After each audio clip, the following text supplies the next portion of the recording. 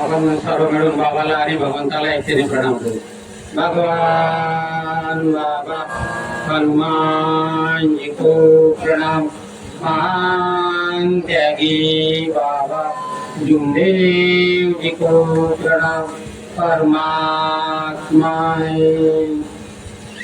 परम पूज्य परमात्मा एक सेवक संघटना नागपूर टीम की संस्थान टीम की शाखा उमेद ग्रामीण बौद्धिक संस्था उमेद यांच्या वतीने आज नवथडा या गावी गुरुदासजी चापेकर यांचे निवासस्थानी नवयवन पार पडले.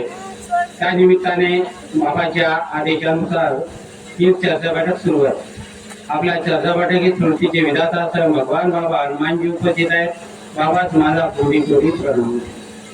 त्याचप्रमाणे दुःखातून मुक्त करणारे, व्यसनातून दूर करणारे असे सर्वांचे सद्गुरू महात्यागी बाबा जोंधळेजी सुद्धा आपल्या चर्चा बैठकीत उपस्थित आहेत. बाबाच माझा कोटी कोटी प्रणाम. त्याचप्रमाणे बाबाला सदुदित सहारा देणारी आणि सदुदित बाबा सर्व मार्गदर्शन करणारी अशी सर्वांची आई वाराणसी सुद्धा आपल्या चर्चा बैठकीत उपस्थित आहे. आईच माझा कोटी कोटी प्रणाम. सर्व आदरणीय मंच, बाहेरगाव येणारे सेवक सेवकिनी बालगोपाल या सर्वांना माझा आदरपूर्वक नमस्कार. हा मार्ग फार सुंदर आहे. आपण सुखी समाधानी झालो की बाबाची चर्चा बैठक काय मान जाईल. बाबा गुरुजींनी आपल्याला कष्टाचं पाणी केलं, रक्ताचं पाणी केलं, हाडाची मन रक्त केलं आणि आपल्याला ही परमेश्वरी कृपा जागृत करून दिली आणि या बाबाच्या कार्याला आपण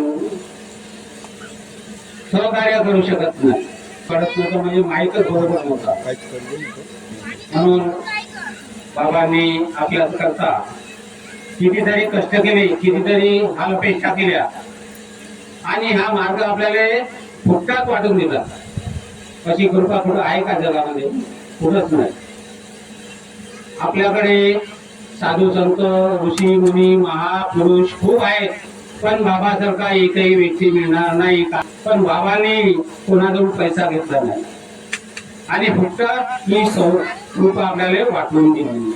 तर आपण त्या कृपेचा लाभ घेऊ शकत नाही. आपण चर्चा बैठकीत जाऊ शकत नाही. आपण आपल्या कुटुंबाला सुख समाधान देऊ शकत नाही. ही कृपा बाबांनी आपल्याला दिली, त्याचा आपण लाभ घ्या, उपयोग घ्या. तत्वशब्द नियमाने वापरा आणि तत्वशब्द नियमाने वापरून आपल्या घरी प्रपंचामध्ये पती पत्नी आहे, आई वडील आहे, पुरुष आहे, मुली आहे, मुलं आहेत, यांना संस्कार चांगले द्या. कारण का आपण परमात्मा आहेत, ते सेवक आहोत. बोलणं कसं पाहिजे याचा आपण शिकवण घेतली पाहिजे. आपण घरी वागणूक कशी केली पाहिजे याची आपल्याला शिकवण पाहिजे. कारण का आपण परमात्माचे सेवक आहोत. गावलटपणानं वागलं तर का म्हणणार होतो? काही भागामध्ये आहेत म्हणजे गावलटपणा वागतात, बोलणं त्यांचं पहा, घरी वाईट वाईट शिवा देतात. आपल्या मार्गात आलेले लोक स्त्रिया सुद्धा वाईट वाईट शब्दामध्ये नवऱ्याला बोलते, मुलांना बोलतात. हे सोडून द्या. कारण का आपल्या घरी परमेश्वरी कृपा जागृत ठेवायची आहे. आपल्याला परमेश्वराचं स्थान आपल्या घरी सुंदर असं घर बनवलं पाहिजे, मंदिरासारखं घर राहिलं पाहिजे. आपल्या घरी आपल्या परमेश्वराची कृपा जागृत झाली पाहिजे. वाईट शब्दात बोललं तर आपल्या घरी परमेश्वर नांदत नाही. आपल्याला घरी सुव्यवस्थित वापरायला चांगली संस्कार द्या. आई वडिलांना चांगली सोय करा. आई वडिलांची जोपासना करा. आई वडिलांना विचारा, हे बाबा तुम्हाला भूक लागली किंवा नाही लागली. सासू सगळ्यांना तसंच विचारा. कारण का आपले आई वडील हे आपले गुरु आहेत. आई वडील आपला देव आहे. घरी आई वडील सासू सासरे तेच देव आहेत आपले. त्याची तुम्ही जोपासना करा. त्यांना विचारा. तुमच्या घरी परमेश्वर नांदल्याशिवाय राहणार नाही, ही माझी खास गॅरंटी आहे. आपण आई वडिलांना सासू सासऱ्यांना का करतो? आला असेल तो जेवून द्या ना पाणी, जेवून द्या ना सरकून आपण त्यांची आपण जोपासना करू शकत नाही.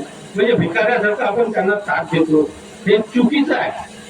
कारण का आई वडिलांना तुम्हाला आजपर्यंत पोचलं, कसं पोचलं का माझा मुलगा माझ्यासाठी माझा साथ देईल, माझे आयुष्य चांगलं होईल, मला माझी एक सून येईल, मला पाणी देईल गडबड, याच्यासाठी सासू सासरे की न आई वडील आपल्या मुलांना सांभाळतात. की म्हातारपण आलं म्हणजे तुम्ही लाथा मारता, शोकांती काय? आई वडिलांचं म्हातारपण आलं म्हणजे लाथा मारा नको, शिव्या गाड्या करा नको, त्यांना कुठल्या वृद्धाश्रमात नको टाका. त्याची घरीच उपासना करा, घरीच सुव्यवस्था करा, सुव्यवस्थित ठेवा, तिथंच आनंदमय आपण वातावरण आहे. म्हणून आपल्याला आपल्या बाबांनी काय केलं याच्याकडे लक्ष ठेवावं. आपण आपल्या प्रपंचामध्ये कसं वागलं याच्याकडे लक्ष ठेवावं. नाही तर गावंढळपणानं वागायचं, घराने पाठी लावली मी मार्गात आहोत, त्याला काय अर्थ नाही. आपल्या घरचे संस्कार, पहिले घरचे संस्कार शिकवा, नंतर आपल्या बरोबर दुसऱ्याला सांगण्यात बोट दाखवण्यात काही मजा नाही आहे. दुसऱ्याला बोट दाखवू नका, स्वतः शिकवा आणि दुसरं आपलं पाहून दुसरा शिकेल. अशा प्रकारे आपण या मार्गामध्ये येऊन आपल्या मार्गाची उद्देश अनेकांना सांगा, अनेकांना कळते. म्हणून आपण आपल्या मार्गामध्ये कसं वागलं पाहिजे हे आपण स्वतः शिका. तूने जो कमाया है, तूने जो कमाया है, वो कल दूसरा ही खाएगा. खाली हाथ आया बेटा, खाली हाथ जाएगा. खाली हाथ आया बेटा, खाली हाथ जाएगा. आपण घेऊन काहीच नाही आलो, आपण नुसते खाली हाताने आलो, खाली हाताने जात आहे. आपल्याला कर्म चांगले करायचे, कर्म करून आपले चांगले तर आपलं नाव उंच होईल. नाही तर मार्गात येऊनही आपलं नाव कोणी घेणार नाही, त्याला काय उपयोग नाही. कर्म चांगले करा, विचार चांगले ठेवा, चांगल्या संग बोला, चांगल्या संग वाईट करा.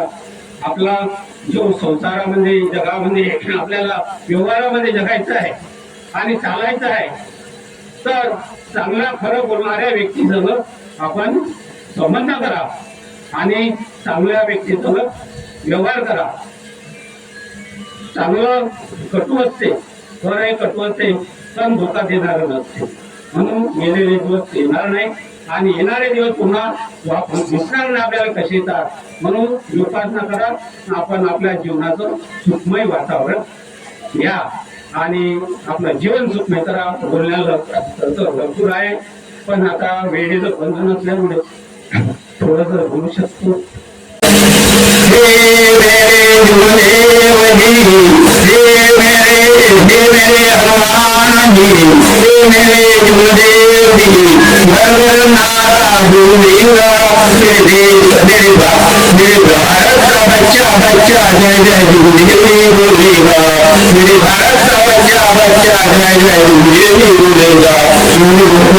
भारत